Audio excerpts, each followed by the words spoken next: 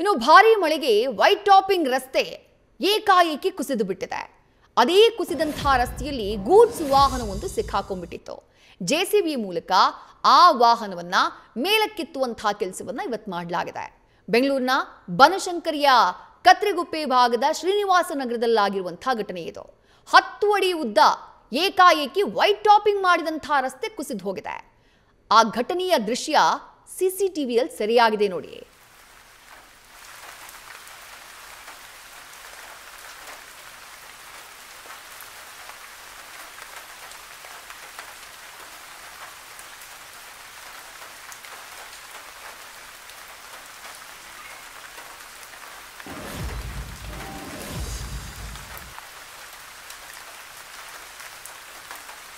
ಮೇ 19ನೇ ತಾರೀಕು ನಡೆದಿರುವಂತಹ ಘಟನೆ ಇದು.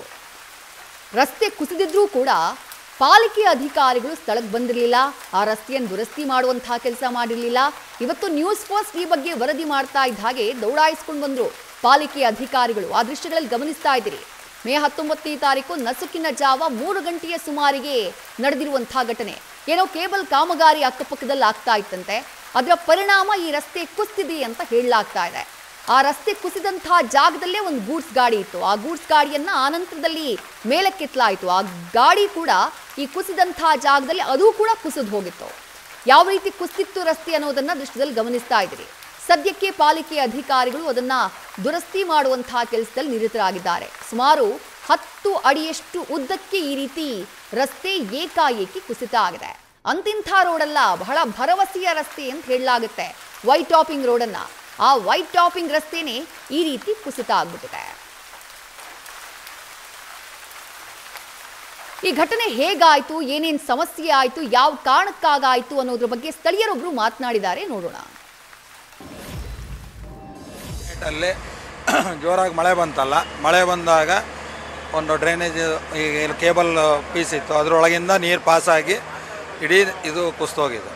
ಅಂದರೆ ನಿಮ್ಮಲ್ಲೊಂದು ಗಾಡಿನೂ ಇತ್ತು, ಏಸ್ ಗಾಡಿ ಇತ್ತು, ಅದು ಒಳಗೋಗಿತ್ತು ಅರ್ಧ. ಆಮೇಲೆ ನಾವು JCB ತರಿಸ್ಬಿಟ್ಟು ಅದನ್ನೆಲ್ಲ ಎತ್ತಿದ್ವಿ. ಇದು ಮಧ್ಯರಾತ್ರಿ ಮಿಡ್ನೈಟ್ 3 ಗಂಟೆಗೆ ಆಗಿರೋ ಕತೆ. ಏನಾಗಿದೆ ಅಂತ ನೋಡುವಾಗ ಎಲ್ಲ ಅಡಿ ಹೋಗಿತ್ತು. ಆಮೇಲೆ ಒಂದು ಸ್ವಲ್ಪನೇ ಹೋಗ್ತಾನೆ ಇತ್ತು, ಕುಸಿತಾನೆ ಇತ್ತು. ಆಮೇಲೆ ನಾವು ಬೆಳಗ್ಗೆ ನಾವೆಲ್ಲ ಬಂದುಬಿಟ್ಟು ಅದಕ್ಕೆ ಏನು ಮಾಡಬೇಕು JCBಯಿಂದ ಅದನ್ನ ಎತ್ತಿದ್ವಿ ಗಾಡಿನ. ಆಮೇಲೆ ಮೇಲ್ನವ್ರಿಗೆ ಕಂಪ್ಲೇಂಟ್ ಮಾಡಿದ್ವಿ. ಎಲ್ಲರೂ ಬಂದರು, ನೋಡಿದ್ರು, ನಾಳೆ ಮಾಡ್ತೀವಿ ಅಂತ ಇವತ್ತು ಬಂದಿದ್ದಾರೆ. ಈಗ ಕೆಲಸ ನಡೀತಾ ಇದೆ. ನಮ್ಮದು ಎಲ್ಲ ಬಿಸ್ನೆಸ್ ಎಲ್ಲ ನಮ್ಮದು, ಹೋಟ್ಲು ನಮ್ಮದು. ಇದು ನಾವು ಏನು ಮಾಡಬೇಕು, ಯಾವ ಟೈಮಿಗೆ ಅಲ್ಲಿ ಮಾಡಬಾರ್ದು. 4 ದಿವಸ ರಜೆನೂ ಮಾಡಿದ್ವಿ, ನಮ್ಮ ಬಿಸ್ನೆಸ್ಸು ಹಾಳಾಯಿತು. ಈಗ ಏನೋ ಅಟ್ಲೀಸ್ಟ್ ಓಪನ್ ಮಾಡಿದ್ದೇವೆ, ತಿರ್ಗಾ ಇನ್ನು ಕಾಮಗಾರಿ ಸ್ಟಾರ್ಟ್ ಮಾಡಿದ್ದಾರೆ. ಇನ್ನು ಮುಂದೆ ಏನಾಗುತ್ತೆ ನೋಡಬೇಕು ಅಷ್ಟೇ. ನ್ಯೂಸ್ ಫಸ್ಟ್, ನಿರ್ಭೀತಿಯಿಂದ ನಿಮ್ಮ ಪರವಾಗಿ.